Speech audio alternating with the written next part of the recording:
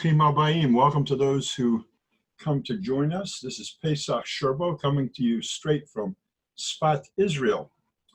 This is our weekly meeting, and today is July 18th, 2019, and it's 8 p.m. Eastern Time. We meet every week on Wednesday. Wednesday night, 8 p.m. Eastern Time. Right now here in Israel, it is 3:01 in the morning, and we thank you for being with us and taking that time out of your evening and your day. I'm here with Terry Hayes. How you doing, from Tennessee, and co-host here. And the reason we have these meetings simply is to discuss from a Torah perspective what it is that God wants from us in general, and then each of us, of course, has an individual task to do for God.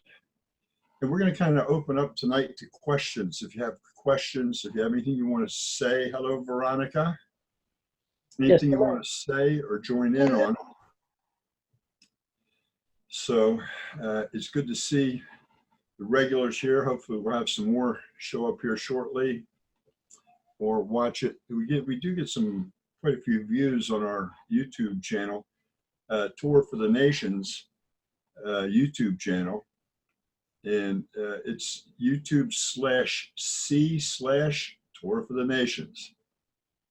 I don't know why the C's there, but YouTube stuck it in there. But we do have our own URL or our own address now with YouTube. We're trying to get up to 1,000 members.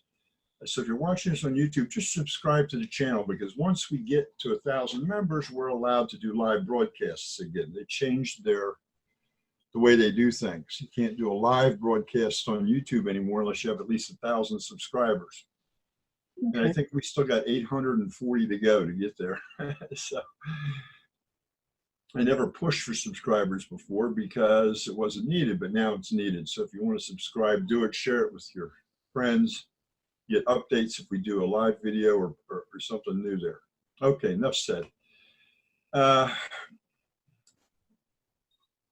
We had a question in the pre-show show, and the question was that there are some Jewish people, not Messianics, they're basically Chabad people, that look at the Rebbe Schneerson, as the Messiah. And they actually proclaim he's Messiah, or they're waiting for him to come to be the Messiah is actually what it is. They don't put the terminology on him the way other religions put it on the Messiah. They don't pray to him and ask for healing from him and things from him, or they don't. Although there is a misconception, because we will go to the grave of one of our righteous people, any of them, and we'll pray beside the grave. And people think we're worshiping our sages and worshiping the people, whether it's Rambam or Rabbi Akiva or Rabbi Balanes or even the Rebbe at the Ohel, at his gravesite up in New York. And there's a specific reason we go there to pray, not to pray to the person, not to pray and ask the Rebbe to intercede with God or something like that, and we don't pray to not to Rabbi Akiva or not to whichever graveside we're at. We have a whole lot of them here in Israel. I mean, just around Sfat, there must be 40 or 50 righteous people buried. The Holy Ari and Rabbi Shimon Bar Yochai, who actually gave us the Zohar, the holy mystic writings of the Zohar, and Hari, who gave us the interpretations of Kabbalah and things like that. Let me tell you a little story, and I think it's in 1 Kings, but I'm not sure. I'll have to go back and look. But it happened at the time that the judge of Israel was Devorah, right, at the time of Barak, and he was a general, and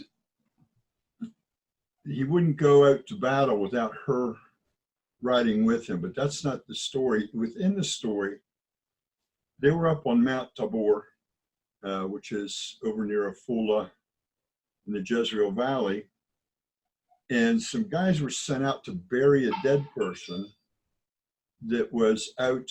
They didn't realize that what's his name, Sisera, his army was coming down the valley, and they went out and dug a grave, and they look up and they see this army coming down.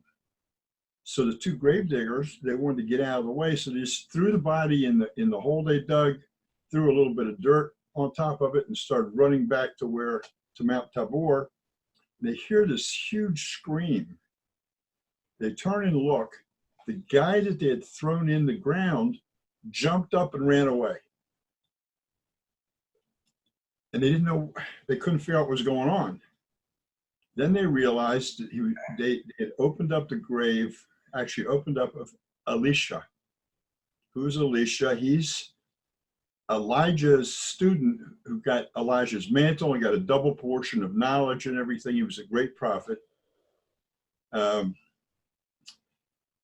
they realized he had thrown it into his grave. Now, why is this silly little, it's nothing but about 6 lines.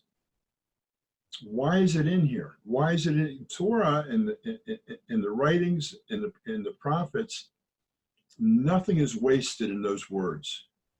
In other words, there's a reason for every single word that's in there that God has put in there. And the sages, for years, they studied it and studied and studied it. Then they realized that we're being told that wherever someone is buried that is a great man of God, Moses, which we don't know where he was buried, and there's a reason God doesn't let us know. Same with Aaron and Miriam. That person, that righteous person, is different than you and me. How are they different? They have a more powerful connection directly to God than you and I do. We have our own connection, each one of us. And if you go to their graveside and you pray, it's like I got an express elevator. My soul, my neshama, the godly part of me, connects with their godly part, which is an express elevator up. It's just, there's a power there. If you've ever been to the wall and you put your hand on it, what is a stone? It's a stone they put in the ground around the second temple.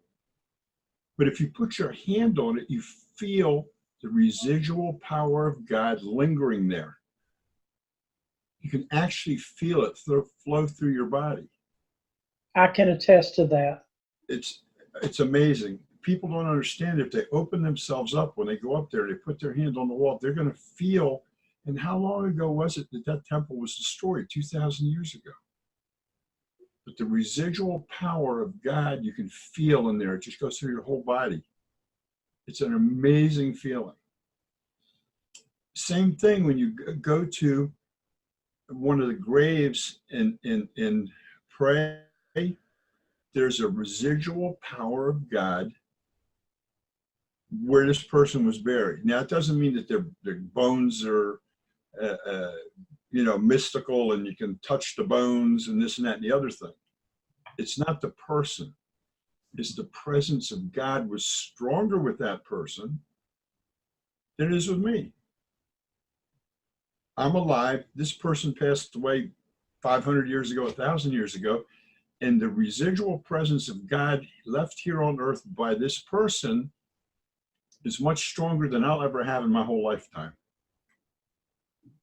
So it's like when your iPhone gets down to 3%, your cell phone, what do? You plug it in, you get it charged up. Now, what does the electricity do that's in it? Allows you to contact and talk to other people. Some people have a very strong presence of God in them, and other people not so strong because they don't allow it to flower. We all have the same, except the righteous are born with this extra little power God gives them. Moses was, and Abraham was, and Noah was, and Shem was, Isaac, Jacob, all of them. There are people today, great spiritual leaders within Judaism, whether it's for Sephardim or the Litvich or the Chabad or anything else. They're born with this extra special thing. Now, the Rebbe had this extra thing so strong that during his lifetime, he affected the whole world. Country leaders would come to him for his wisdom. People would come to him for advice. I know I've mentioned this before. Shirley Chisholm came to him when she was the first Black elected female elected to Congress. And she didn't know what to do. And she decided, she was in New York, to go some wisdom for him. Read the story. It's amazing. The whole food stamp program started from something he said to her to go and do. The Rebbe could look at a person and know what was really inside of them. It doesn't make the guy the Messiah, but what it does make him is a very special, special person. No one has come along to replace him within the Chabad movement. We have great, great princes of their generation, they're called in Hebrew. Nasiya Dorot. Every generation has princes within it that have this special power to help lead people. What's happened in the last 30 or 40 years is these great spiritual people are dying off the earth. Nobody is coming to replace them, whether it be for the Sephardim or the Litvich or the whatever part of Judaism it is, including the Chabad. They leave kind of vacant spaces.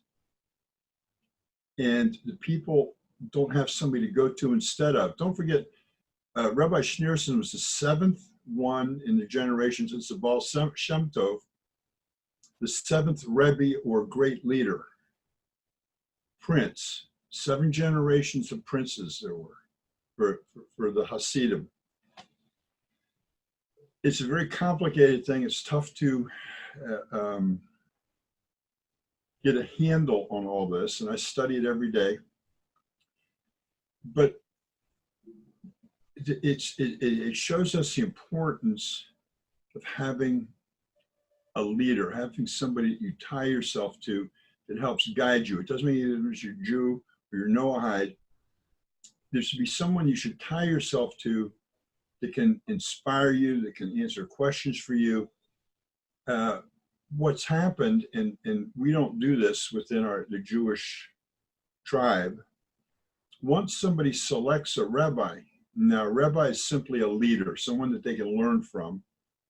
Doesn't mean you have to have all kinds of college degrees and this degree and that degree, but someone who's studied the subject that you're interested in and you follow them. Everyone we tell people, well, who's your Rebbe? Who's the person you ask questions of when you need a question answered in the physical, when you need a question answered, how should I do this or what should I do and so forth. And we hook up to that one person. And once you hook to that person, you do what that person says to do, even if you think it's, wait a minute, that's not the answer I wanted. But you've hooked to that person and you've got that connection through that person for your understanding. You're just supposed to follow that person. Doesn't make any difference what anybody else says. You don't run around looking for whoever says something that you want to hear. One of our basic principles in learning is, if I go to a rabbi, let's say I know that this rabbi over here is really good at halakha in the Jewish 613. But I know that he's a generalist. In other words, he can give me general answers. But I know this guy over here can talk about milk and meat and kashrut. This guy can talk to me about the ways to do certain things on Shabbat. The other guy can tell me on a daily basis. Not everyone has the same expertise of the details they've studied, but you still have a Rebbe that you ask the question of, and that he can go bring you answers to what you're looking for. There's a danger in going out and just hopping around to different teachers and oh wow, this guy sounds good this week and this guy sounds good next week, and the danger is that you can easily do a mix and match cafeteria style, kind of like other religions do. You have to have a guide, a physical, earthly guide to help you through things. But we're not used to that. Nobody is. Well, God told me to do this, and I got this feeling for that. And you know what? This guy over here says this, and this guy over here says that. And we don't get on a track. And it can lead to some confusion, especially on the Messiah type thing, where some Chabad say this and others say that. And I myself, as a teacher, when people ask me a question about should I believe this or that, I say, look, we know one thing. We know a couple of things if you go back to the book. Messiah's not coming until the two sticks come together. Two sticks are Israel and Judah. Ephraim and Judah come together, which hasn't happened. Until Israel is united, until Israel is brought back to the land, which is the process started like in 1948, there's no reason to jump forward and assume anything else is going on yet, other than we're in the birth pangs of the Messiah. We're told that when he comes, the whole earth is going to know God, like the waters of the sea cover the earth. Everybody's going to know. No man's going to have to be taught who God is. Why do we say that? Because when the Mashiach comes and you know who he is, he's going to say, hey, okay, let me introduce you to God. You thought you knew who he was. That's good. Maybe you got it right. Maybe you got it wrong, but here he is. I don't know if anybody here's old enough to remember Johnny Carson. At the beginning of every show, Ed McMahon would say, and here's Johnny. Elijah's supposed to do that for us for the Mashiach. He's going to prep us for it. He's going to let us know. And as Elijah lets people know, all of a sudden, everybody's Jewish is going to know, whoa, wow, I'm from Dan, or I'm from Judah, or I'm from Issachar. There's a light that's going to come on in people. And as the light comes on in Israel, the nation of Israel, the light is going to come on for the rest of the world too. It's just a process, because God says that we're supposed to be a light to the nations. Before we can be a light to the nations, he's got to light us up. A light with no power doesn't shine on anything. So that light that we're supposed to give off, which is starting to little flicker and come up a little bit throughout the world, is going to be spread to Jew and non-Jew. And what's going to happen within the non-Jew, which we call people Noahides, for want of a better term right now, is that as the light comes on, there are people are going to see it first. There's people are going to see it later because they don't want to see it. There are people that will never see it. But what's going to happen is those who see it first, those who get in on the ground floor of it, are going to, they're going to have an advantage. What's the advantage? They're going to learn to a deeper level, and they're going to be able to transmit it to other people who are not Jewish. They're going to have the ability to take these words, and I got to tell you right now, Terry does an excellent job of taking words and putting them in a way that people that are not Jewish can listen to them. Even those Noahides, there's a lot of Noahides out there still anti-Semitic, anti-Israel. They think they're not, but they are. Because that's what they've learned their whole life. It's just something that they don't realize that they've learned sitting in front of a pulpit their whole life. Any place I've ever been and heard a sermon or preaching, there's always something anti-Israel in it. Always. Why? Because the Torah itself is always God telling us, no, you did something bad again. Our Father telling his nation, his children, the people he calls his sons and daughters are going to be a light to the nation, is kind of like you got a neighbor and you hear the father shouting at the kids. And after the father finishes shouting at the kids and they go to their room with their heads down and they're all upset, the next door neighbor comes, "Hey, Dad, I'll be your child. I'm going to take the place of your children. They're not around anymore. They're bad kids, so we're going to be good kids for you. And we know how terrible they are because we heard what you told them." Well, what is those people that were trying to replace the children of Israel in God's eyes? What are they doing? They're listening with ears that don't understand a word they're hearing. They're interpreting it the way they want to do it. And then they go to the father and say, "Oh, those terrible, terrible. Yeah, I know, you're done with them. We're going to be your children now." They just think they can step right in and push Israel away. And this is what they're taught. Islam teaches this. Christianity teaches this. Protestantism teaches this. Catholicism teaches this. So do most other religions. It's like they get in the middle of a family argument. You know, I have 2 daughters. And one of them used to come to me and say, "You know, I really don't like the way Dee raises her kids. She's so strict on them. They're always getting called down. They're always being punished. They have such a strict line to toe." And then Dee would tell me, "Boy, I don't know how A's kids are going to survive. They're just, everything's free will and they can do what they want, think what they want, whatever." Well, these kids, one of them is just graduated college, got a job. He's doing great, wonderful, good kid. The other boy is in med school. The daughter, who just starts college now, has picked a way to go. And they're very good, straightforward kids. A's kids are a little freewheeling, a little bit liberal, a little bit without the thought of God in their head as much. But they know they're Jewish, but they kind of drifted away from actually being Jewish. Everybody gets a chance to do this, but then you get their friends who say, "Hey, Jew boy, we replaced you guys.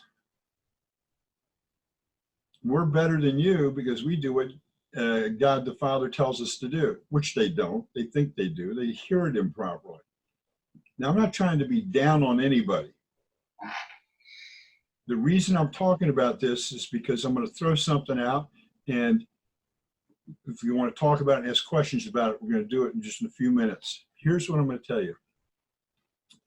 Every year, everybody reads about the Pharaoh of Egypt and how God hardened his heart. God forced Pharaoh to have a hard heart against Israel. And that's why he kept saying, "Yeah, I'll let you go. No, I'm not going to let you go. Yeah, I'll let you go. No, I'm not going to let you go. Oh, I'm going to chase you down to the Red Sea and drown you all." And it says God hardened Pharaoh's heart. And then they read on in the Bible and say, it looks like God's changing what he does here and there and who he's paying attention to and all this kind of stuff, which of course he isn't. What does it mean to harden somebody's heart? We know one thing about God. When you complain to him, like children of Israel were groaning and moaning about how tough it was in Egypt, God has a certain way of doing something, because we're taught everything he does is for good. He doesn't do anything for bad. So whatever situation you are in life, in the end, you're going to see there was good in it, not evil, because God didn't create you to be evil. He doesn't punish, except in certain instances. He doesn't punish somebody with an illness or give a kid illness because the father sinned and all that kind of stuff. He's just not that kind of God. He's a loving God. And everything he created is for good.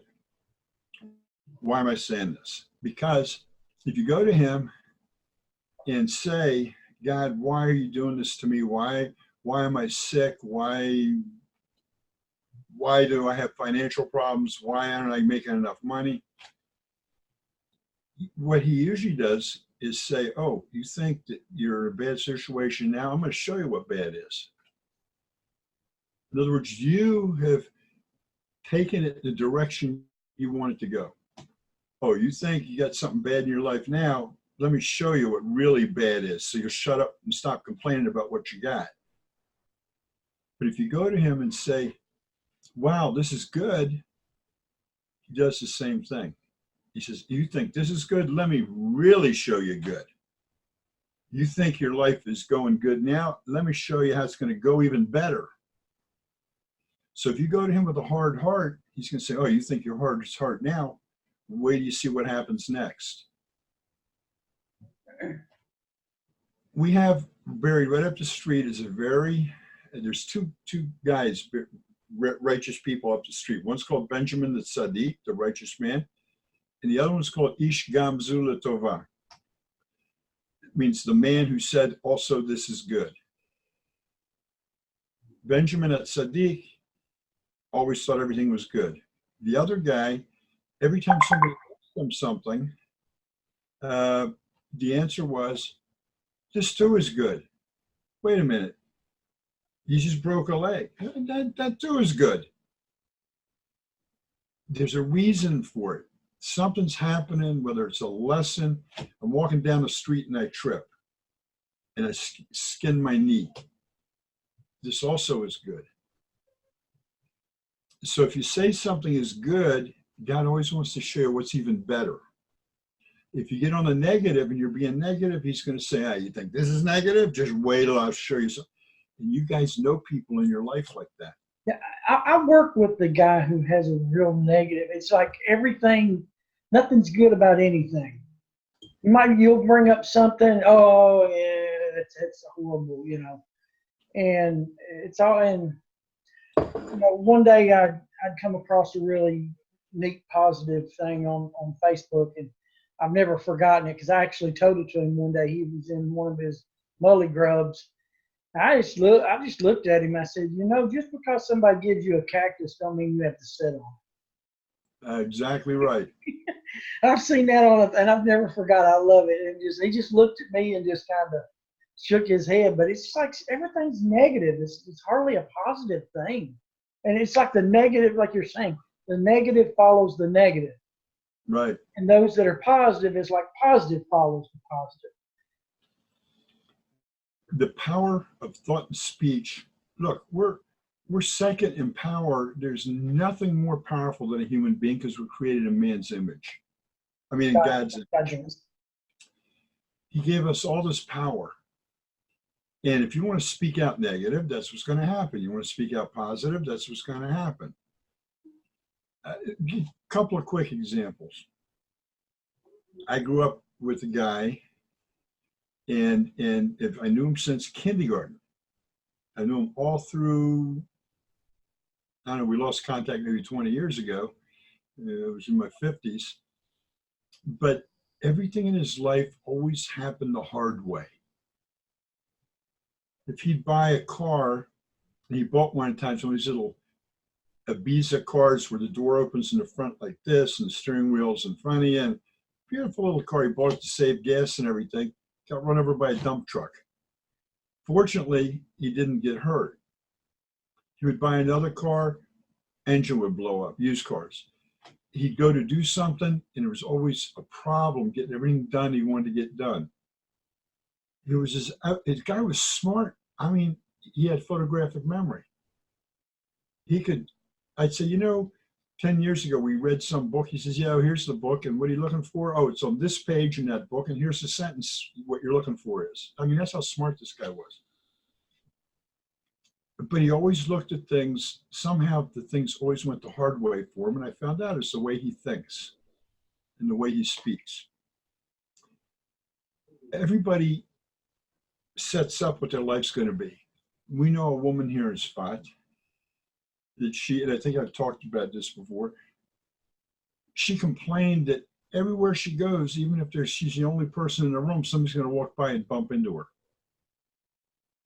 And she's a good friend of my wife's, and it's exactly what happens. Whether she's in a crowd or in a room with 2 or 3 people and somebody walks through the room, she's going to get bumped into. and it angers her, and she talks about it. It's always happening. I know someone else that says my foot's always getting stepped on. And it happens every time they're with people. Now, why doesn't it happen to me or to other people every time? My test is drivers. That when I go to drive somewhere, we have very narrow roads. Sometimes you can't pass. Sometimes two cars have to like pull half shoulder to get by going up the mountain. And it especially happens if I've only got like 15 or 20 minutes to get somewhere. You can get to anywhere in spot in 5 minutes, but you get the guy in front of you that only wants to drive 20 or 25 miles an hour, and the speed limit is 35, 40. You get the person who's just kind of not looking what they're doing at all, just potting around. But it happens every time I pull out onto the road. And I say something about it, and Shira says, "What's wrong with you? There's nothing wrong. So the guy's a little slow, so what?" But I see it as they're impeding my progress. I can't get to where I gotta go. And so I got to the point I wouldn't say anything about it anymore. Whatever happened in front of me on the road, I just wouldn't say anything and wouldn't react. It's gotten to the point now where I don't even notice it anymore, for the most part. But what happened was not that anything changed other than my way of thinking and my way of speaking about that particular situation that I'm in. I've been having a health problem since October, and it put me in a pretty deteriorated situation as far as, I mean, it's not a disease, so let me start with that. It's not an illness, it's just one part of my body was giving me a problem. Unfortunately, most guys go through it when they get to be in their mid-50s and 60s and 70s. And I look at it like it's better than the alternative.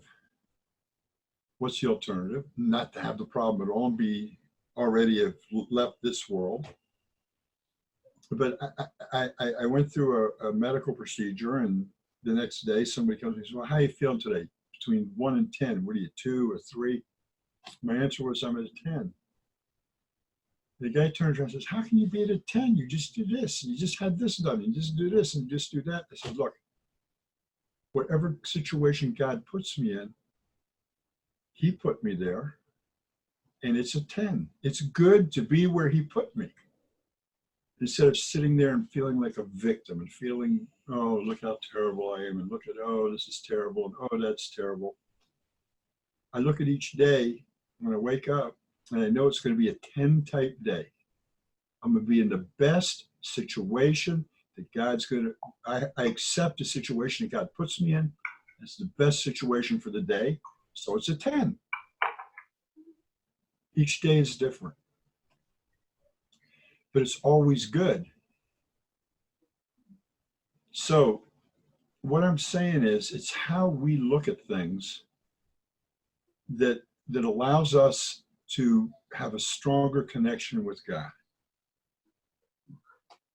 One of the things that I used to teach salespeople, I used to hire my own sales force when I ran car dealerships for people, and I would hire my own sales force and I would teach them how to sell.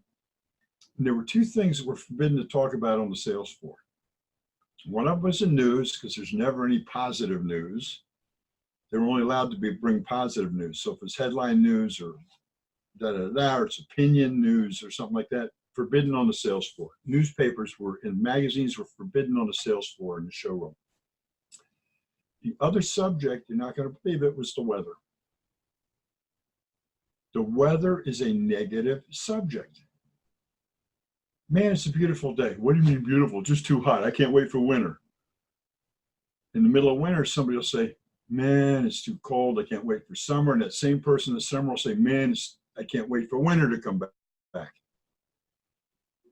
Everybody has their own little opinion about how the weather feels, and the discussion always turns negative. One says this, one says the other. It's a beautiful day. No, it isn't. Too much sun. Foggy day or cloudy day, and it's a little cooler. Man, what a beautiful day. No, the sun's not out enough. The same guy or the same woman will give you the same those different answers at different times. I got to the point, even when I was in sales, I'd come into work and somebody'd say, well, how's the weather? I said, wait a minute, let me look out the window. And I had a house with a garage. I drove to work, which had a garage in it. So I went from garage to garage and then up into the showroom floor or up into the house. And I come home from work sometimes in the evening, and my wife and my kids would say, is it snowing out? Is it raining out? I said, wait a minute, let me go look at the car. Because I wouldn't pay attention to that stuff because it's something that brings negativity with it. I just learned to push it out of my head. It didn't make any difference to me what the weather was outside. It was a good day, whatever it was. And this is the way we should all look at life. Today, right now, is a good day. My relationship right now with God is good. My relationship with my wife is good. My relationship with my husband is good. If you keep looking at it as good, good, good, it's going to be good. And I say, you think it's good now, let me show you even better. You want to see good, I'm going to show you good. To do that, there are a couple of things we have to do. One of them is we have to climb down off of our ego horse. That's all I'm going to say about that right now, because I can go into a 2-hour discussion. Anyway, what I'm saying is everything is perception.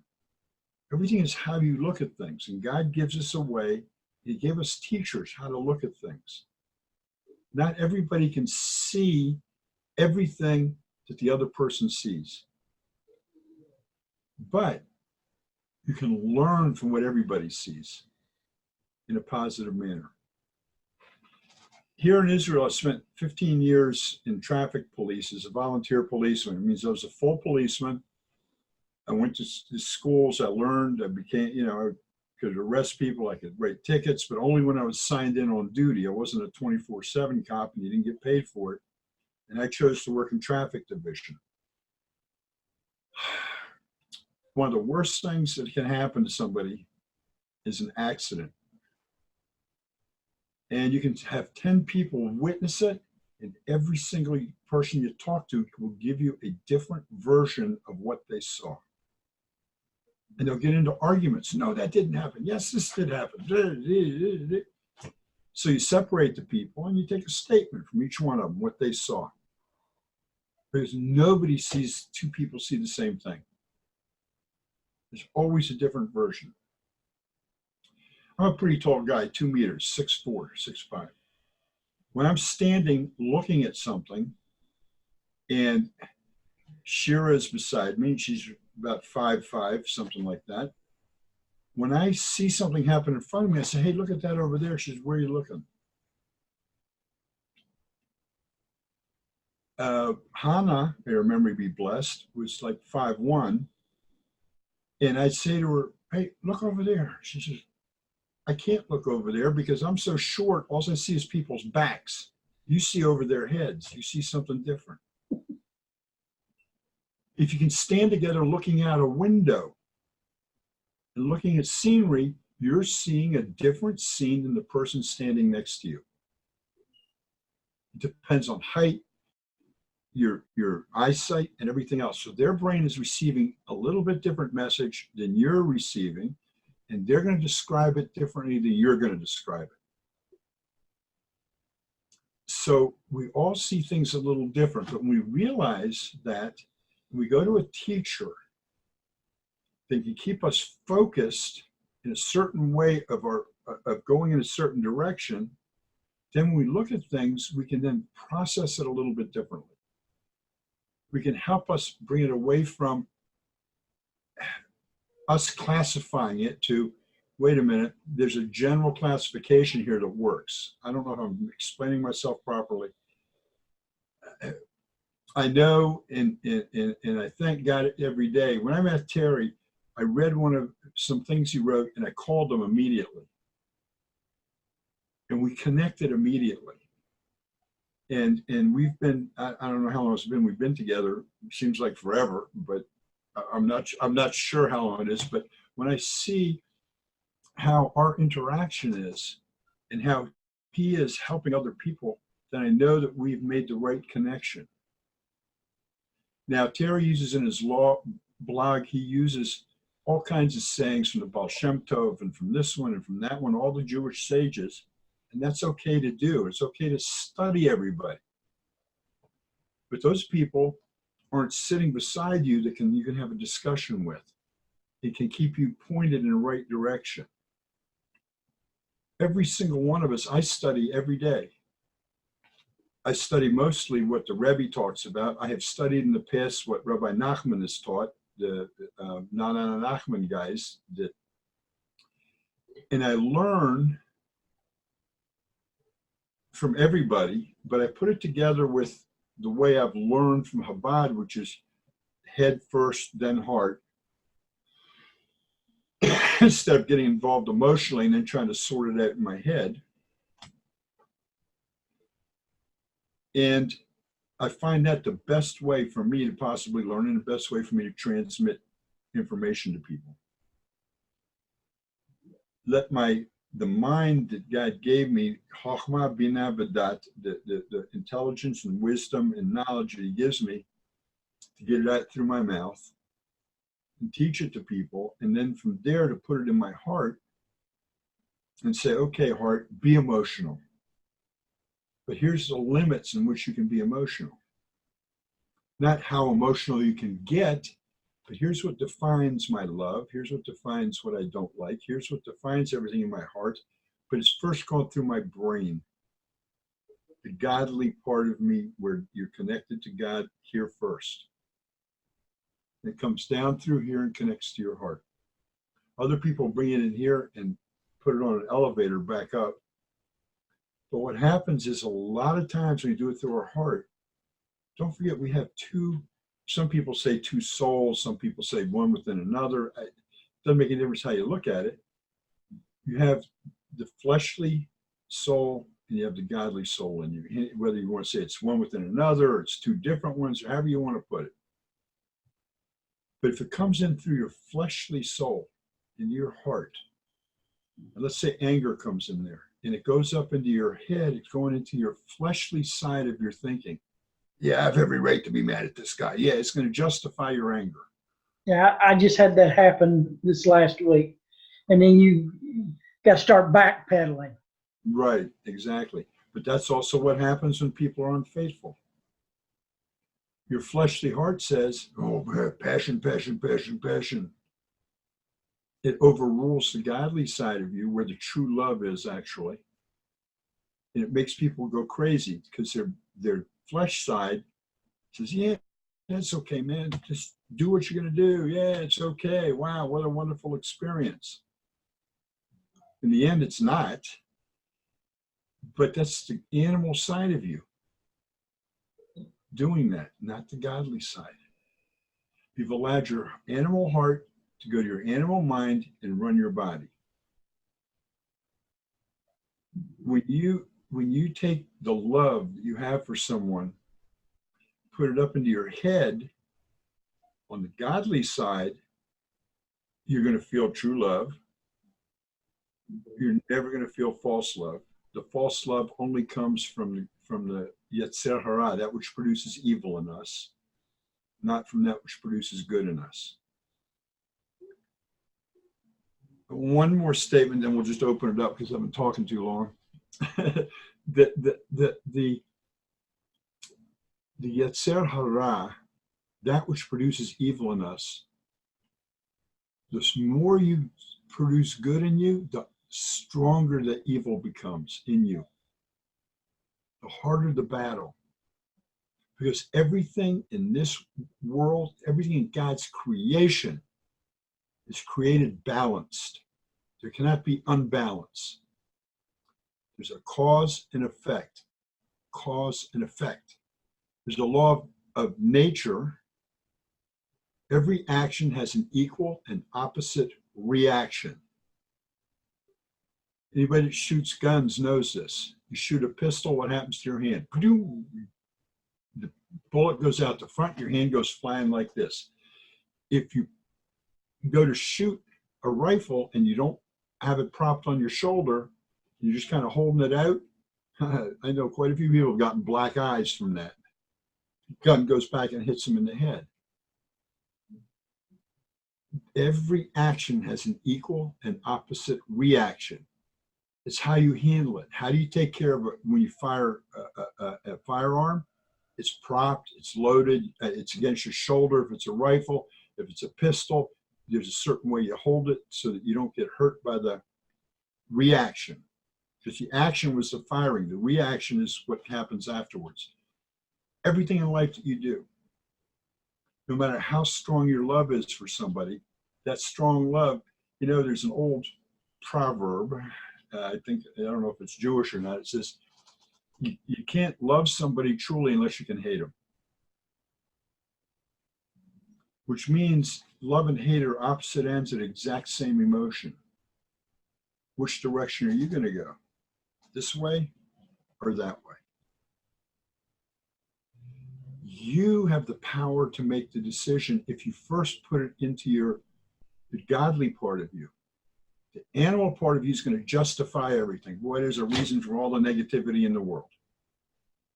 All the super races, all the people think they're better than everybody else and all that kind of stuff. They can justify it all they want. We've seen it with the Romans, the Greeks, the Assyrians. We've seen it with the Nazis. We've seen it with inquisitions and crusades and pogroms. They can always find a way to hate, to make things bad. It's up to you to make it good. Enough said. Anybody want to say something? Bring it up, say something. I'm going to mute my mic for a second or two. Terry, you got something to say? Scotty, Veronica, Carla, anybody wants to say anything, just bring it up. You've got a question, now's a good time to ask it. Don't be shy. Okay, I have one that I've been thinking about. And it, I don't know if it even matters what the answer is, but when Hashem was creating the world and just basically his plan, I guess, did he create the Jews for the Noahides or for the non-Jews, or did he create the non-Jews for the Jews? Wow. It even makes sense. Yes, it's an excellent question. I like that question. He created us for each other. We're his children. The Torah itself is the plan of all of his creation, how it's going to go from beginning to end, and how the cycles work. The last thing he wanted to do was to give nobody a choice in which way direction they were going. So by creating a group of people that he classified as teachers, to a group which is they're about 0.02% of the world population, to teach the other 99.8% was part of his plan. And he needed the teachers to have a different standard of life than the people that were he had to communicate with a certain group of people to be able to get it all out to the other people. That's essentially Israel's job. I don't think anybody was created for anybody else, because we're all created equally, and we're all created having to follow the 7 universal laws that the 6 were given to Adam. 1 was added after the flood, Noah. Shem set up the first school to teach them. And only certain people in the world listened. But why the 2 groups of people? Because you need to have free choice. We're created in his image. We have choice what to do. We can create this or we can create that. The only thing we can't do is create something from nothing. So he said, okay, guys, Here's your sandbox. Here's the rules of the sandbox. Do them if you want. Don't do them if you don't want. It's your choice. I suggest you follow the rules because that's life. So each individual is created for everybody else in the world, but the world was created for each individual. And that's the Jewish way of thinking about it. The world was created for Veronica and Carla and Troy, and Scott, Pesach, and Terry, for each one of us. Why do we say, why does God teach us if you kill one person, you destroy an entire world? Because you do. You destroy the offspring, you destroy everything. But to have free choice, you have to have a choice. You know, it's just like, you know, the law. I fall back on this quite often.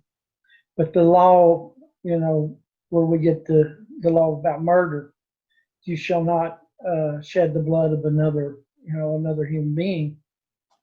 You know, and the reason why is God doesn't tell us, oh, it's a bad thing or a wrong thing. Says no, because that person bears the image of God. Right. You know, God, that's the reason why not to. If you think about it, that was given early on, right after the flood. God spoke that to Noah before there was any divisions of nations and lands and peoples. He gave it to a family who would become the Jews and the Gentiles. Right. It was one family. Family. Huh? The same family. Yeah, we're all one family. And he gave us the instructions to one family. He wants one brother to do one thing. He wants another brother to do another thing. It's not that one is better than the other. It's Exactly. just to get the whole picture. I don't know. I get analogies all the time. You know, you take a screw and a nut. It takes them both together to hold something together. Well, that's why when God set Adam down in the Garden of Eden, he says, you're here to guard my creation. That's what we're doing. We're here to guard his creation. What does that mean? Take care of it. We're supposed to be taking care of the world, all of us together. We're not supposed to be fighting over it, burning it up, tearing it down, killing each other. He set us here to take care of things for him. Now, not everybody can do the same job. Definitely not looking for a cult. Definitely not looking for puppets. Now, I don't know, Veronica, did that pretty much, did we give you an answer on that, or is there more to it? You want to add something to it? No, I think that pretty well explains it. I like actually analogies too. So Terry, that kind of helped sink it into my head a little bit. But I've been wondering about that for a number of weeks, you know, and it's like it didn't really make sense, but in you know, now it kind of does, because each has a role to play. Yeah, and it just so happens that we each have roles to play. Yeah, it's just a screw has threads, has a head on it. A nut has the threads opposite of the way the screw has. One's inside, one's outside, and they're shaped different. But when you use them together, they're designed to hold together, hold something together. And that's just the analogy that came to my mind, is just that they're two different objects doing two different jobs, but when you put them together, they do a complete job together. That was, you know, what came to my mind. Okay, I'm going to take your analogy one step further. The nut can't do nothing without the bolt. And vice versa. So the screw has to be put through whatever they're going to hold together before the nut can do its job. So there's the actual screw is telling the nut, this is what you need to hold together. And he comes along, says, okay, it's all held together. There's always going to be one part of it that is guiding the other part. When you make a hole, you always have one part of the whole that's guiding the rest of it. And so you need, the nut can't say to the screw, go put himself over here and say, all right, come on, let's get together. And there's no hold, there's no guidance, there's no nothing for the screw to go through. Now, so I've seen people take hammers and pound the screws through them and then put the nut on. And when they put something together or build something, well, wait a minute, I pounded the nail through the screw through the wrong place. There's a guidance to where it's supposed to go. There's a logic where you're supposed to do it. I just can't put it on there and say, okay, boy, my faith tells me it's got to be right here, and start pounding. It doesn't work. You have to know where it's supposed to be, and then the two pieces come together to complete something. It's like you go out and you go to IKEA, or you go to there used to be a place called Scan or something, where you go and buy shelving, or you buy something and put it together. I was a good one for, I don't need this writing over here, some Japanese anyway, I can't understand it, or Chinese or something. And I just look at the whole thing and start putting it together. Oh, this peg must go here, and this long peg over here must go over there, and this screw must go here. And you get it together and it's lopsided, or you got pieces left somewhere. Why? Because I didn't follow the instructions. I thought I knew better. I put enough of these together, I ought to be able to do this. And then you find out, wait a minute, I got to take the whole thing totally apart and put it back together again. And that's what a lot of people on this earth are doing right now with their understanding and knowledge of God. They followed instructions that were misinterpreted, and they went in the wrong direction. Now they have to take it all apart and put it back together again. And sometimes it's very painful, because you don't want to be wrong. And if you don't put a right peg in the right hole, a shelf won't actually hold books. It'll just kind of, the peg is too short, the weight breaks it. Uh-oh, my shelf's broken. God gave us an instruction manual, and he gave us people that have studied it for over 3,300 years. The rest are all supposed to be learning from those who have done the studying of the manual, not trying to put it together themselves.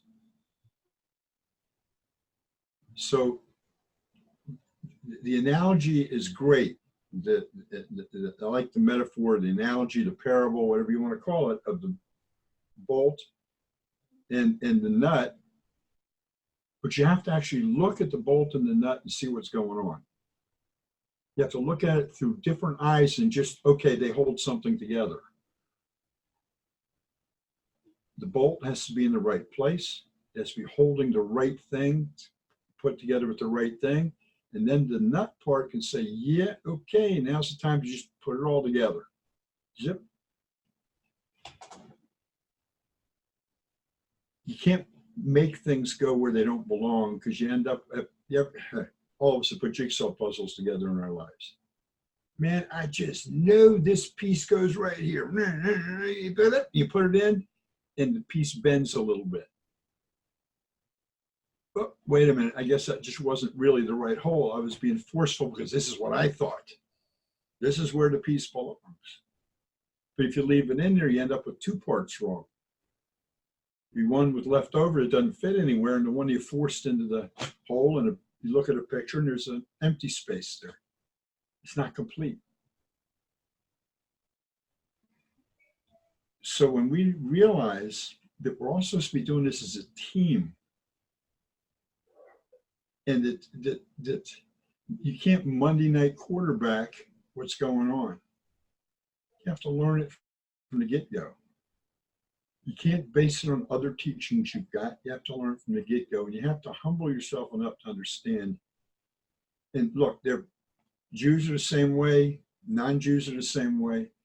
There are Jews out there that are so far off base, and they think they're right, because the Yetzer Hara is taking them down a wrong road. And so, but they're so convinced they're right, because the Yetzer Hara can fool you.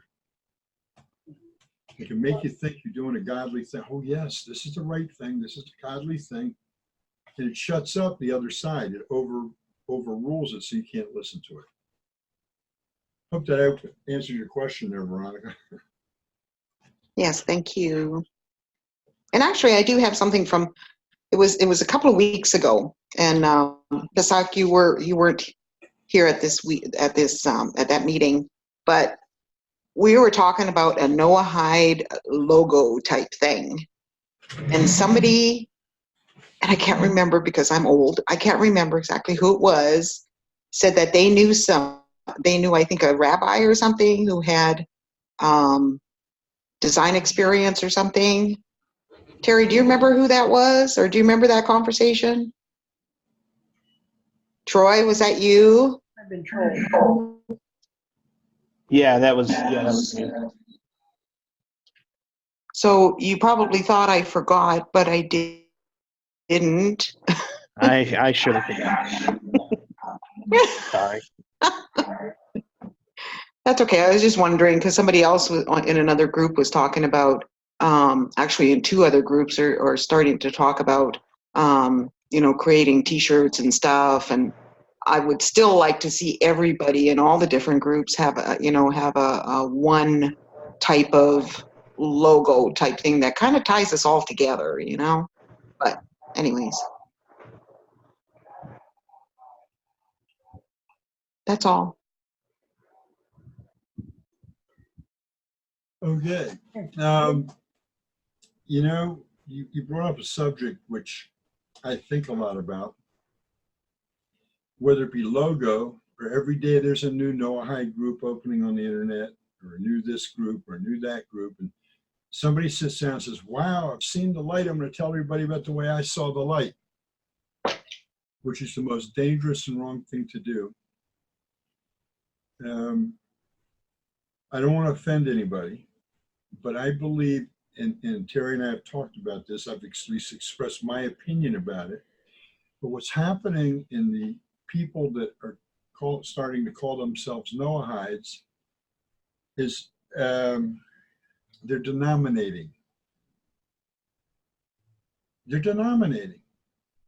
This one's going to this group. This one's going to that group. This one's, well, I like this group better, and I like this rabbi better, and I'm going to listen to this rabbi. It's going to tell me how all creation was done and all these deep, deep things that the rabbi, when I read his stuff, I'm not quite sure that he even knows what he's talking about. Everything, everybody has what was being, it's starting to be that everything everybody's teaching about the Noahides is just like a belly button. Everybody's got their own. And people are denominating, and people that really don't know what they're talking about get up and make videos and think they're the greatest thing since sliced bread, and they're not doing it in the proper manner. I've been doing this for a lot of years, and I've seen a lot of people come and go. And as soon as there gets to be competition between who's going to listen to what and who they think is the best teacher, then it denominates. Now, some people say, well, the Jews are like that. They got the conservative and the reform and the Orthodox, and in the Orthodox you have this and this and this. But there's a huge difference.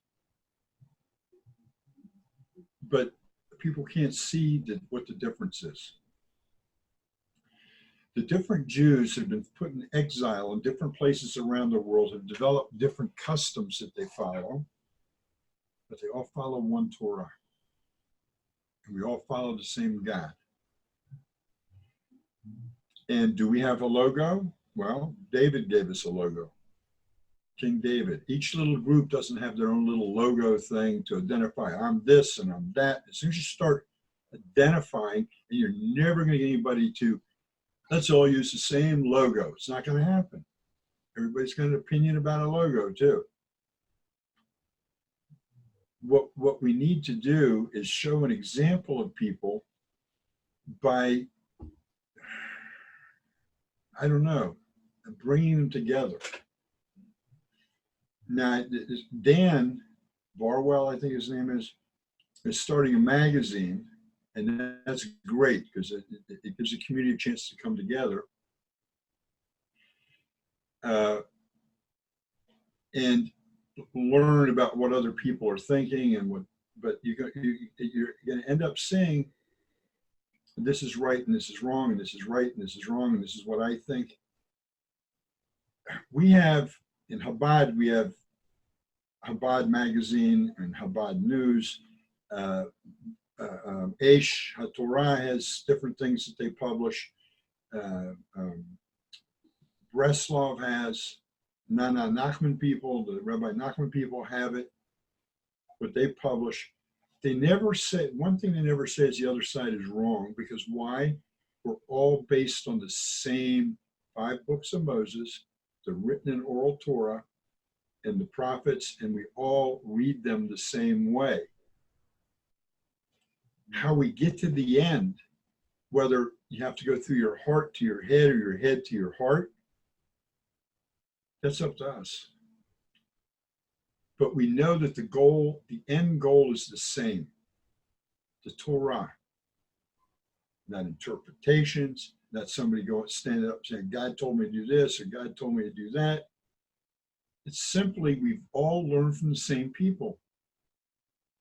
The teachers of Torah that God placed on this earth to teach everybody. Starting with Adam, who wasn't Jewish. Now, through hindsight, he received the title of being Jewish. Abraham, Isaac, Jacob. Israel didn't become even though God changed Jacob's name before he went, before God called Israel to Mount Sinai, you see Jacob and Israel interchanged a lot in the Bible, in the Tanakh. Once we go to Mount Sinai, we're unified under the name Israel. Everybody was called Israel, whether they were Jews or non-Jews, whether they were sons of Israel or not sons of Israel. God tells Moses, bring Israel before me. He calls them all one name. They're one. And those who were Israel or Jews, they were accepted into Israel the same as the children of Israel. So we're all one. We're all part of the same group. But it's so hard for people to do that today because we've been taught differently. History has taught us differently. Our way of thinking has taught us differently. You're good and I'm good and you're bad. Now I'm going to read the Bible this way and I'm going to interpret it this way. How many translations are there of the 5 books of Moses? And all of them different. How many English translations of Torah are there? In Hebrew, from Hebrew to English, we have the Art Scroll, we have the JPS version. There's a new version coming out in the fall. It's supposed to be even better because the language changes over the generations. The words start meaning different things. So you have to put the words in for that generation that translates into the Hebrew, or the Hebrew translates into it. But unity is missing. And that's what's going to happen when the Mashiach comes. That's what we're going to know where the Mashiach is here. All of us want the same thing. It's a yearning within us that we look at each other and say, you're the same as I am. God created you in his image. He created me as his image. We're equal. When I look at you, I see God. When you look at me, you see God. Not hate, not jealousy, not finger pointing. You see the image of God. This is the most important thing. And I know it's hard in the beginning for someone to come out of these other religions and step into reality where there's only one reality, and it's God's reality. We have to leave ours behind, what we think is reality. We have to come together, and we have to Well, yeah, I got to learn again. I got to learn how to think differently. I need to how to look through different eyes at the people I'm looking at. This guy at work that is always aggravating me, or a boss that's always aggravating me. I can't do that. He's just made in the same image of God that I am. So I can't be aggravated with him. I can't hate him. I can't be jealous of him. He's created exactly the same way I am. Veronica, my prayer since I started walking this path and I started teaching it in 2002, every night I would pray to Hashem, give me that one key that will unlock, that I can say these words and everyone will hear what I'm saying. Give me something, that just a little key that will partly unlock what needs to be unlocked on the earth today, so that everybody will walk the same way. I still pray it today, but I realize what I'm praying for is the Messiah to make himself, he's the key. He's going to unite us all. There is nothing else. And until he comes, until the Messiah makes his presence known, we're all going to think differently. Nobody wants to change how they think. Nobody. They're going to, well, that guy's saying this over here. There's people going to listen to this video and say, I don't know, it's silly what he's saying. Okay. They can't do anything about it. You're going to talk to people and they're going to say, oh, that's silly what you're saying. I mean, I'm using a nice word for what they're going to say. The only way to change people is to actually preach without words, to show people and walk the walk. And we're just getting to the point on this earth where the people who are designated to be a light to everybody can really start walking the walk, and we're not used to it yet. We haven't got our sea legs yet, or land legs, actually. We've been around the sea where everything goes flip-flop for so many years. We can step out on the earth and walk straight for things. But we don't know how to do it yet. We're learning how to walk in the proper way. We're learning a lot of things. God tells us, if you know A, teach A. If you know AB, teach AB, but don't ever put your opinion into it. Learn it from the people that know it, and then teach it to somebody else. So everybody is learning the same thing in the end. We're on the same wavelength. I pray for this every day. Every day in my morning prayers, that one of the part of the morning prayers of the Amidah, Shmona Esrei, is we turn to you, God. Give us Chochmah Bina Dat. Give us this wisdom and understanding and knowledge to walk our lives. It only comes from you.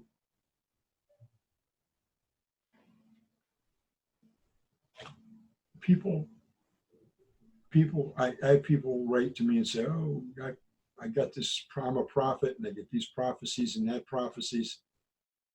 You know, to learn something from Rabbi Chaim Richman at the Temple Institute.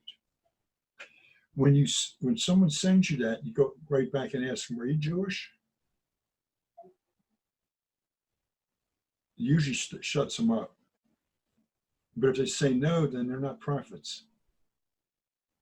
Every single prophet in history has been Jewish, has been part of the house of Israel. And those that weren't part of the house of Israel, like, oh, come on, I know his name.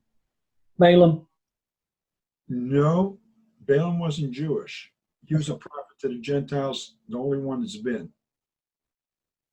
But there's a prophet that has a one-page prophecy.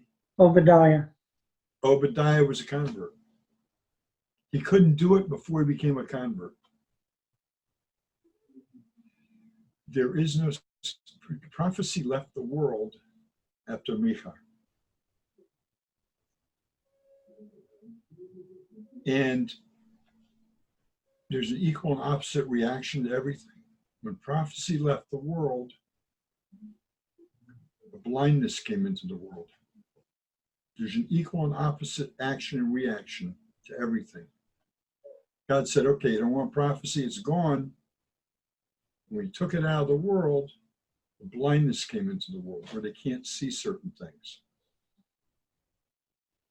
Anybody that's called themselves a prophet that wasn't of the house of Israel, whether they were born that way or converted that way, they're not prophets, they're false prophets.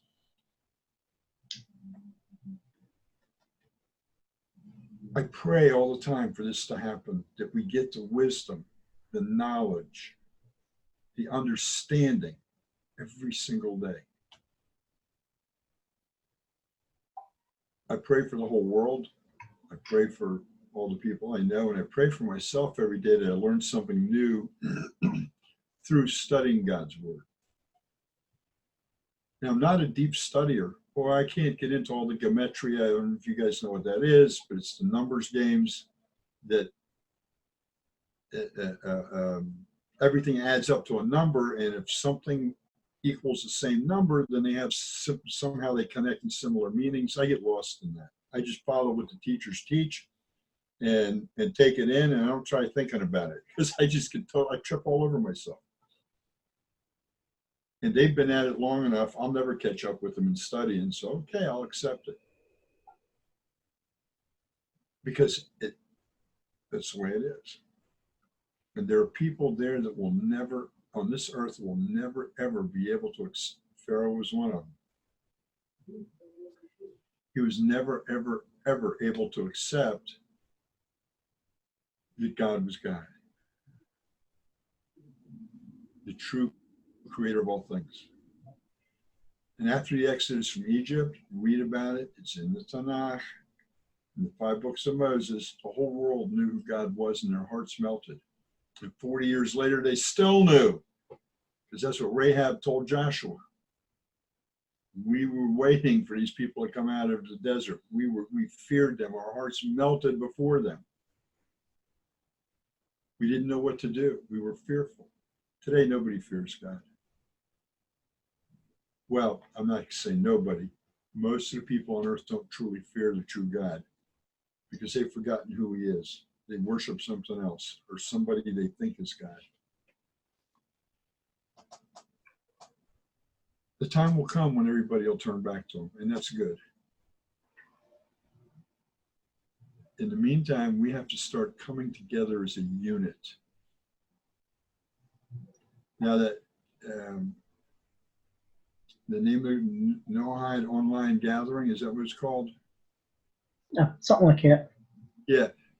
I like what they're doing in September. They're having they're calling people from all over to just come get together.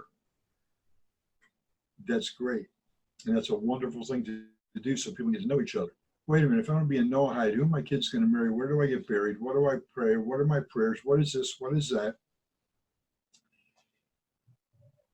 That's good thinking, but it's not the way to start. First start is connecting with God. Then God leads you to everything else. And people are used to having these groups, wherever city you go to, oh, where's my closest church? Where's my closest synagogue? This and that and the other thing. For the Jews, I understand, because we've always been put off in little ghetto areas. And it's still today, all over the United States and all over the world, all the Israelites live together in a place. Yeah, I was thinking about that today, about how, I was studying for conversion. Part of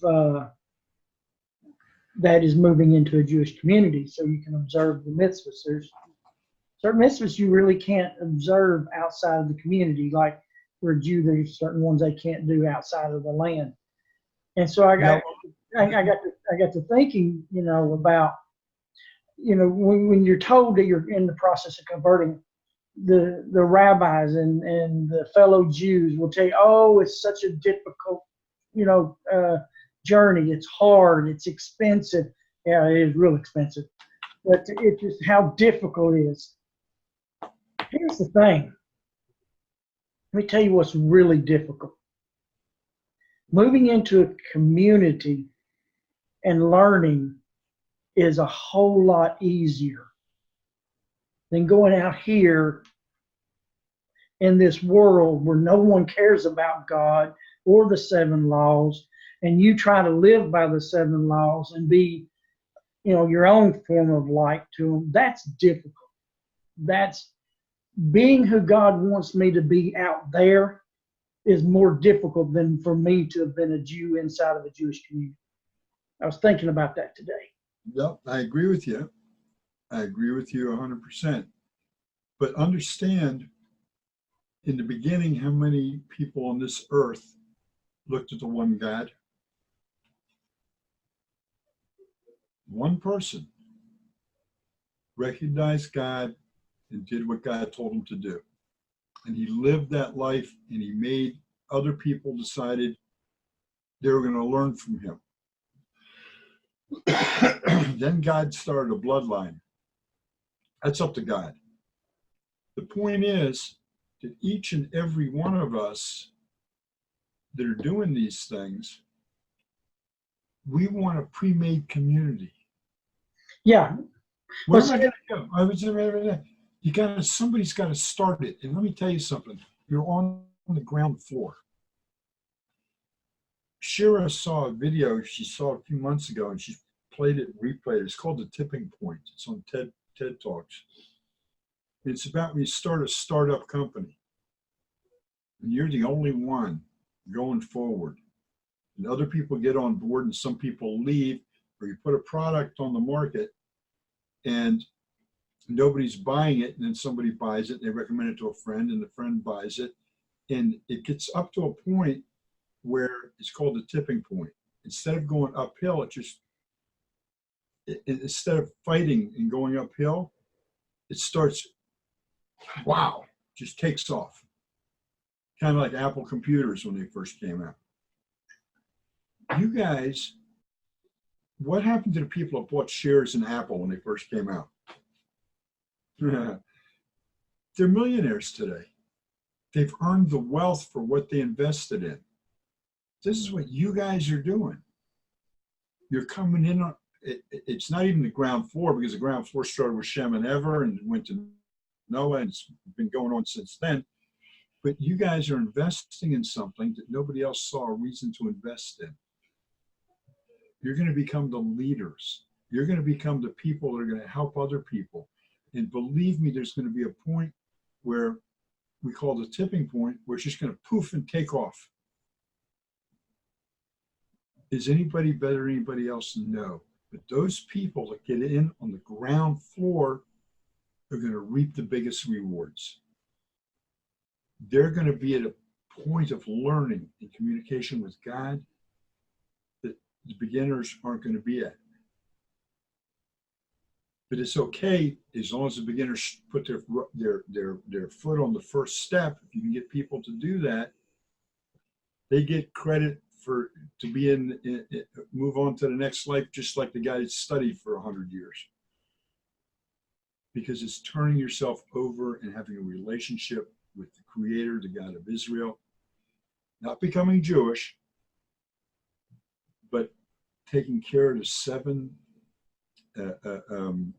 we call them universal laws, are actually categories of universal laws. And under those categories, believe it, I'm going to tell you something that's going to maybe blow your mind, maybe it won't. There's no Jew on this earth, an Israelite on this earth that does 613. They can't. But every human being has about 220, 225 they have to do, Jew or non-Jew. It's the same amount. Because they all have the categories. They're different. I have to keep kosher. You don't. But instead of keeping kosher, you have something else. He still comes out to the same number of laws, more or less, the same number of commandments that you have to do. Mitzvot, we call them. We're all equal. The Kohanim, they have stuff they have to do over here, but I'm doing stuff the Kohanim can't do. So I'm covering them for what they can't do, and they're covering me for what I can't do. What are you showing there, Troy? The divine code that codifies all the Sheva mitzvot and all the things therein, and then the Chumash, the books are just the same size. That's true, but That's good. But there's more, 613 mitzvot. But yeah. no, what I'm saying is when you look at the Chumash, what's written there, you can double it or triple it or quadruple it because of the oral part that's been spoken out. The divine code doesn't have the oral, has the oral incorporated in it. So, right. You're absolutely right what you just showed us. We're all carrying the same load. We just have different jobs to do. And nobody's better than anybody else. But it's kind of, back to Veronica's question. I mean, I've pondered that, and I'm not an artist, but I've kind of doodled a little bit, thinking about, almost really the same thing about a logo, a universal Noahide logo. But then, after she asked her question, I thought I hadn't had before. What is a logo? But it's a brand. What is a brand? A brand is to set you out, set you apart from everybody else. You let's say there's two steakhouses. You've got Longhorns and Logan's. They're both steakhouses serving pretty much close to the same kind of food, just a little bit different flair, but their logos distinguish who they are. And I can see where Pesach is coming from. And in essence, a Noahide doesn't have a logo. We're all, like Pesach said, we're all the same. We have the same 7 laws. If there is anything, it should be the same 7 laws, because that's what makes us who we are. Whether we, pray from a prayer book or light candles on Sabbath, that's not who we are. Who we are is the 7 laws. And I kind of go back to, I don't know, my mind just when I was thinking, Veronica, about what you were asking, back to Hashem saying, you see no form. The 7 laws, takes us back to Hashem, but no form, no image. And it's almost like a Noahide with no image may speak more than a Noahide with an image. I don't know. It's just my thoughts. I'm just rambling right now, but it's just my thoughts is just, that's where they're going. Whether they're right or wrong, I don't know, but that's just kind of where I'm going with that, because I've been thinking several different things about the whole Noahide thing, and I really like how Pesach brought out the point that even with the Jews, we're one, and even if you look at it, the Jewish nation does have a symbol as a nation. Well, America has a symbol as a nation. We have a flag, an eagle. Every nation has their own national image, but we're not a religion. The Star of David really doesn't say anything about the observance of the Torah of the Jewish people. It's just a national image. And so, really, that's just my thoughts. Well, and I agree. I can see where everybody's coming from. I guess my thoughts on having a Noahide, whatever you want to call it, was to unite us, all of us, because every Noahide is says that they follow the 7 laws, and and I don't care if you follow whatever rabbi, if you see somebody with a T-shirt that has like the Noahide logo, if you want to call it that, they have a connection. It's like seeing somebody with a necklace that has the Star of David on it. Right. And another Jew sees them. There's an automatic connection, but not necessarily even that. It's more a unifying thing to remind a follower of this rabbi, a follower of that rabbi, that we do have this common element of the 7 laws. Because we weren't raised this way, so it's a little bit different for the Jews because they've already got the community, they've already got that connection with everybody, you know, whereas we don't. I mean, we need to have, to me, we need to have something that connects us all, regardless of whether or not, you believe in keeping the Sabbath or not. I still have that connection with that person because I believe those 7 laws. Well, we may be the generation to hash these things out. How about a simple T-shirt that says, I follow the 7 universal laws that God gave to Moses at Mount Sinai. That is what all human beings are. See, the minute you put a logo on something, the minute that you, it's like a brand, like they used to brand cattle. And everybody had a different one. And it separates instead of brings together. But the simple sentence, I follow the 7 universal laws that gave God to Moses to give to mankind, you identify immediately who you are. And if a Jew sees that, those that are becoming enlightened today, they're Jews that need enlightenment, they're going to identify with you immediately. They're going to know that you're not another denomination of Christianity or another segment of Islam. They all have their own little symbols. Actually, we really don't know for sure where the Star of David came from because it's not mentioned anywhere in the Torah.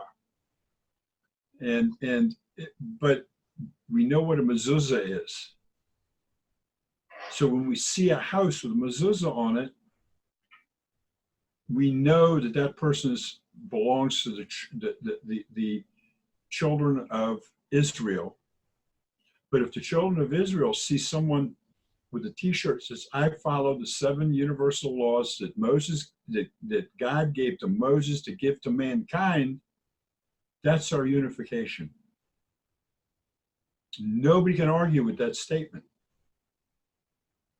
And everybody that sees it will recognize it. But it will also do something else. It brings people to ask questions. How about something like, I am a Noahide, or I love being a Noahide, or,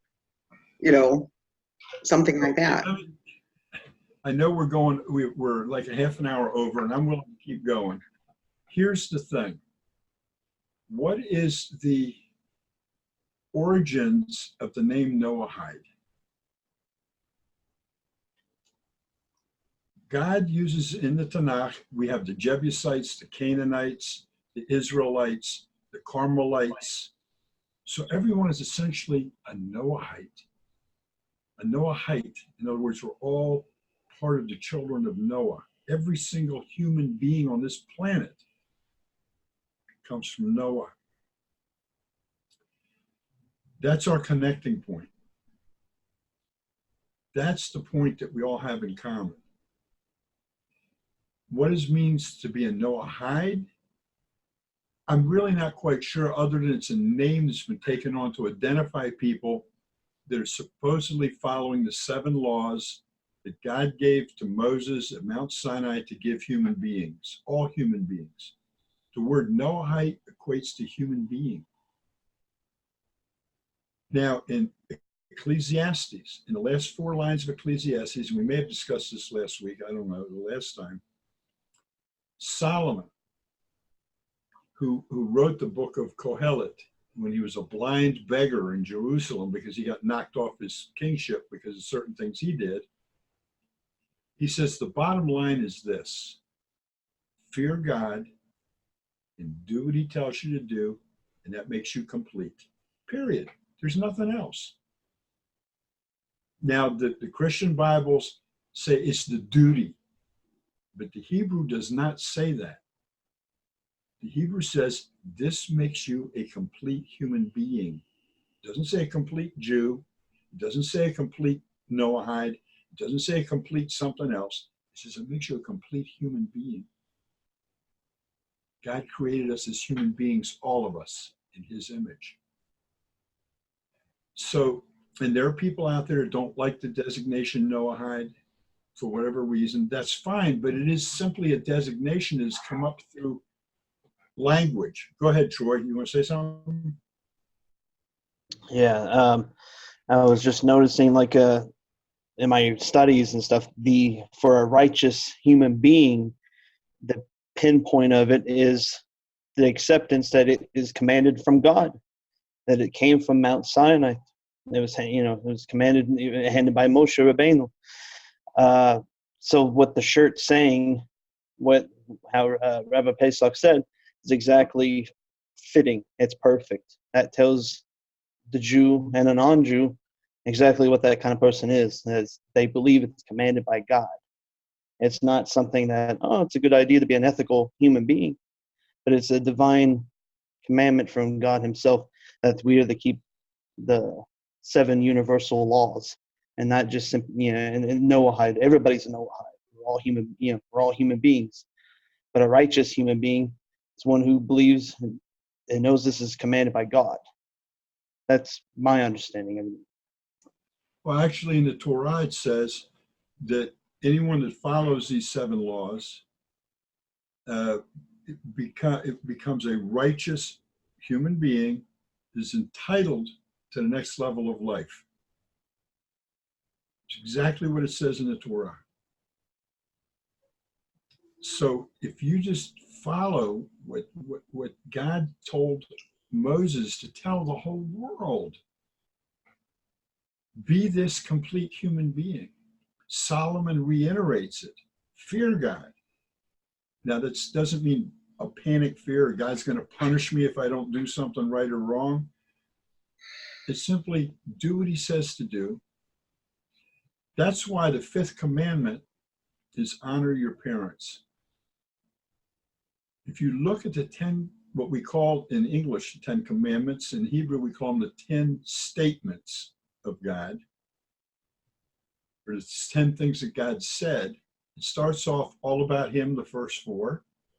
Well, first the 3, and then honoring the Shabbat for the Jewish person. But the first one says, I am the God who brought you out of the land of Israel, which means the 10 are for the house of Israel. And then he talks about not to defame him, not to worship idols, talks about keeping the Shabbat. But number 5 on the same side of the tablet, the 5th one, all of a sudden talks about honoring your mother and father. But guess what? What he's saying is honor him and honor your parents. Then the next 5 on the other side are they're essentially the 5 that go with the five of the Noahide, or the commandments that make you a human being. And then the first 2 from the other side come back over. We got 7. He is God, and you don't worship anybody but him, and you don't swear to anybody but him, and you don't defame anybody. You don't defame him. There's a couple in there that are meant specifically for a specific group of people in the 10. But the 7 are for everybody. And the first thing that a Jewish kid learns is honoring your parents, because it helps them recognize who God is also, because he's our parent. He created us. And and Terry said something in one of his blogs, he said it more than once. When you all of a sudden see these through these eyes, you become who you are. You become a free person, created in the image of God. It frees you from so much stuff, so much, this guy's wrong, this guy's right, da-da. Okay. I don't have to judge other people. I just have to take care of myself. By taking care of yourself, it means when you see something that needs fixing, you fix it. If God puts in front of you a task in front of you on a daily basis to do it, you just do it. You don't think about, oh, that guy over there can do it, or this guy over there can do it. You just act according to the 7 universal laws. It doesn't separate you from anybody. It makes you it makes you a complete human being. And that's what we all want to be. In God's eyes, we all want to be a complete human being. Doesn't make any difference what I am. It doesn't make any difference. I don't have to look at Terry and say, gee, why didn't God make me like Terry? No, I'm who I am. Terry's who he is. Each one of you, Veronica, Troy, Scotty, Carla, you're who God made you to be, and you're an important person, and you are a world in itself. Each person is. And to make yourself complete, you fear God, and you just do what he says to do. And it makes you a complete person. In Hebrew, it says, call Adam, complete human being, because Adam means human being, mankind. The more we can eliminate those things that put walls up, the more we become the way we're supposed to become for our Father. And we're honoring him more and more as individuals. One thing I've learned over the years, I don't debate things, because when you debate something, you make somebody else's view totally legitimate, and you know what God wants, so you don't have to debate it. They're entitled to believe what they look. If you want to believe in idols, God's going to say to these people, oh, you want to believe in idols? I'll show you what it means to believe in an idol. And he strengthens their idolatry. You wonder why people can't see the truth? Because they haven't looked for it. And so God says, this is where you want to go? Okay. And he strengthens it, just like he hardened Pharaoh's heart, just like we talked about in the first hour. You have to free yourself of these things, you. And then when you look at him and say, okay, lead me, teach me, he'll put the teacher in front of you that you can live with, and your thinking will change, and you'll become complete. At that point, you're complete. You may get deeper learning, but you're complete. Whether your foot is on the first step of learning or you've been learning for 70 years, you're equal in God's eyes. Equal. This morning, I had some thoughts I was sharing with a fellow person, another, no high believer, 7 laws believer, however you want to put it. I told him, I said, we're no matter how long we've been out of Christianity, we struggle. There are things within us that kind of seep to the top that we don't know is there. And I mentioned to him, it's kind of like what you're talking about, Pesach. I mentioned to him, I said, I think one of our problems, especially with some that's, at certain, levels within this path, we keep seeking. It's almost like, I was in the Pentecostal, church, and as associate pastor there, always looking for that new and next, experience, that next spiritual high. And so, essence, we come on a high. We keep seeking. We're trying to find God.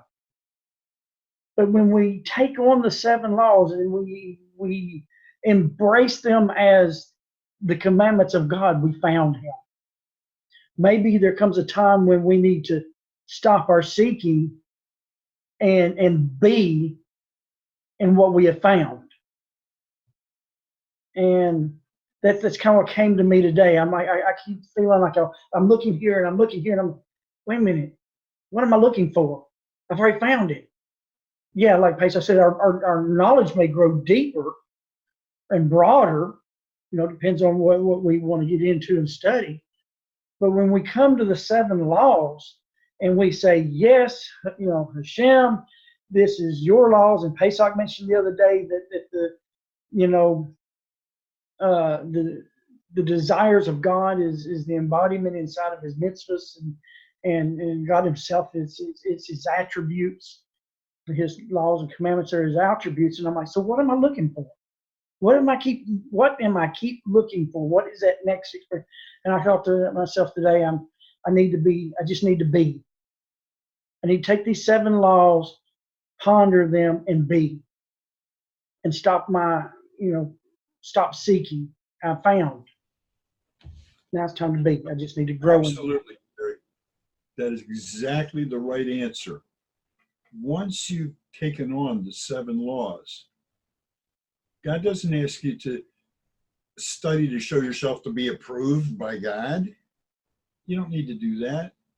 Once your thinking changes and everything you do, you say, well, is this what God wants me to do? If you get angry at somebody, you're going to snap at them. If you say to yourself first, wait a minute, does God want me to snap at this person, or am I supposed to show love to this person? Am I supposed to be angry with this person? Am I supposed to be impatient with this person? Am I supposed to hate this person? If you just ask yourself, is this what God would want me to do? Your head's going to tell you, the Spirit of God in you is going to tell you, no, that's not what I want you to do. I want you to show love. I want you to be kind. I want you to, that doesn't mean you have to associate with the people. It doesn't have to be your bosom buddy. But you stop criticizing everybody. You stop judging everybody. You don't have to do that. God doesn't judge. It says in the Torah that he judges us. Yes, he does. Are we doing his mitzvahs or are we not doing his mitzvahs? But he gives us the free choice to choose to do them or not do them. Once you make that free choice, yes, I know who God is.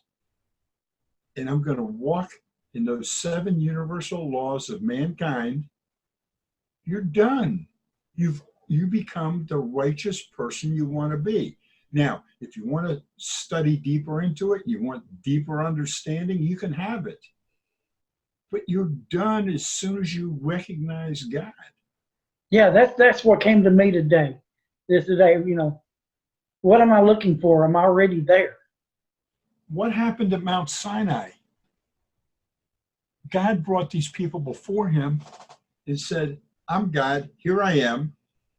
Do what I tell you to do. And the Jews said, we will do what you tell us to do. We'll learn about it later.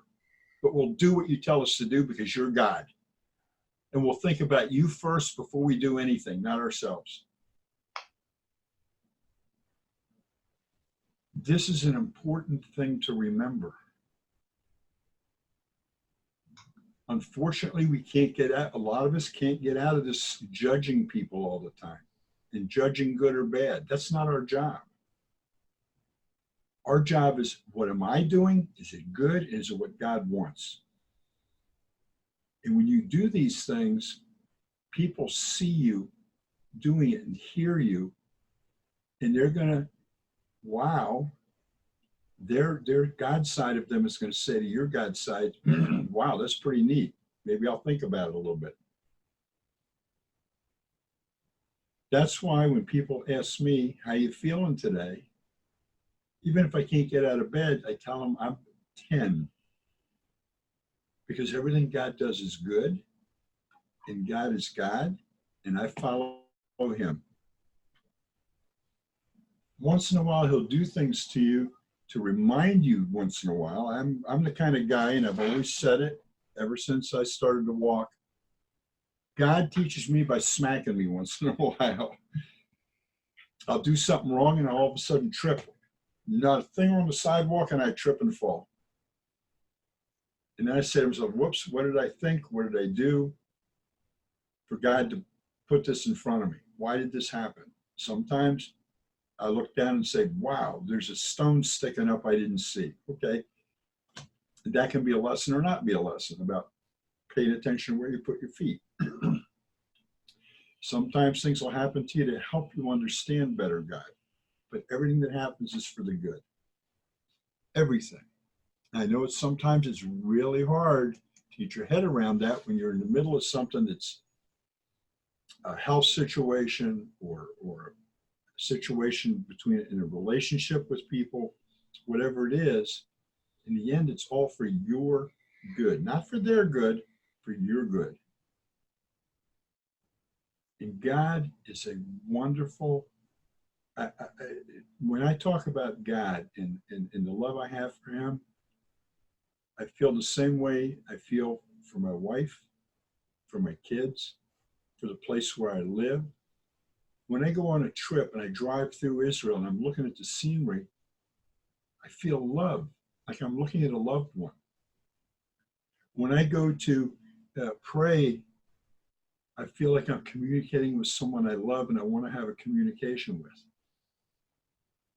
When I look at Shira, it's the same thing. I want to have that good communication with her because I feel that love in me, so I want to show it to her. My children, who I wish we were closer in relationship, but I still have the love for them. For whoever they are, whoever they turned out to be, I still love them. I don't judge them. For every person I meet, I'm looking at God. And so I can't judge God. So why would I judge the person in front of me? Because that's the image of God standing in front of me. And I don't mean whether you're short, fat, tall, good looking, not good looking, whatever, whether all your limbs work or whatever. We're not talking about that. We're talking about inside that connection that connects us all together as one, to makes us all human beings. To become a completed human being, simply fear God, which has within it love, and do what he tells me to do, and that makes me complete. Me. And I don't have to be looking for new definitions of God. You're going to have a good experience every single day. God's going to show you something, whether it's a sunset, a beautiful view, a butterfly emerging from a cocoon. Any little thing is his expression of his love for you and for us. Sometimes we just don't see it. One quick analogy. I lived between Haifa and Akko on the Mediterranean beach. When I go out to the beach, if I look up one way, I would see this old city of Akko and the mountains that separate right now Israel from Lebanon, although Lebanon is technically part of Israel. I look the other way, I see Mount Carmel just all across the skyline. It runs east-west. But I would go to the beach every day, so did I always look up and see those views? No, I took them for granted. They're here in front of me. When I didn't look up, those days I didn't look up and I took them for granted, I missed part of God. I missed part of my creation. This is my own thing. But when I come here and I teach you, I'm not teaching you my opinion. I'm not saying this is the way I feel at this minute. I just got this new information that changed what I was thinking. Because it's not about an I.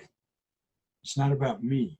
It's about who God is and how thousands of years of connection with him and study with him gives us the sayings of the fathers. It gives us the Talmud.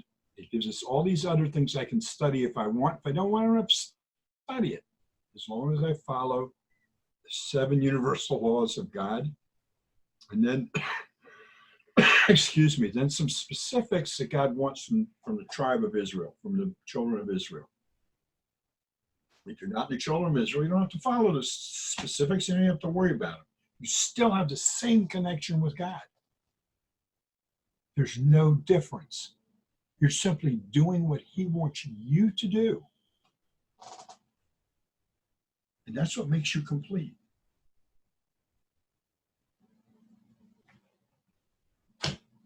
Amen. Yeah. Wow, I know it's been a long meeting. I'm willing to, if anybody has any more questions, I'm willing to keep going. Terry, it's your problem how this whole thing gets up on the internet. If you want to divide it in 2 or 3 different parts or however you want to do it. Whatever YouTube wants me to do, I'll do that. So what is our main thing? What we're taught, the main thing is recognize and know God, and that God gave Moses the 7 universal laws of mankind at Mount Sinai to give to all human beings. Call yourself male, call yourself female, call yourself a Jew, call yourself a Noahide. Give it to everybody. There's no separation between us. We're all one. The only reality is God. Everything else is not reality.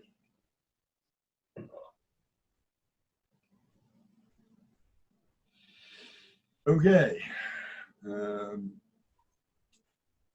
I hope that I answered the question. Anybody else have anything they want to bring up or say right now? Terry, I'm fine. Troy, Veronica, you got something you want to add to us? Nope, I'm good. Thanks. Okay. Scotty, anything you want to ask or whatever? Nope, doing good. Doing good. Good. Okay. Well, look, if you guys think about things and you want to you have specific questions you want to ask me, you didn't want to ask them here, I'm on Messenger. Send me a question. You need to talk about something. You need a little bit of coaching about something. Just get a hold of me. I'm here. That's part of the job God gave me.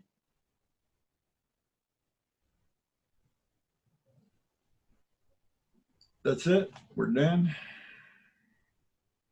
Thank you very much for tonight's talk. Well, thank you for being here, and hopefully we'll get some more people to come on board and make time to come and listen, so that they can become the complete person that God wants them to become. With that, the Divine Code is great. I love that book. It helps people that are looking for something more, but the very first step is knowing who God is. That's the very first step. And doing what he says to do, that makes you a human being, and we're all human beings. We're all brothers and sisters. Yep. Okay. God bless you guys. And we'll see you next week. See you next week. Thank Bye-bye. you.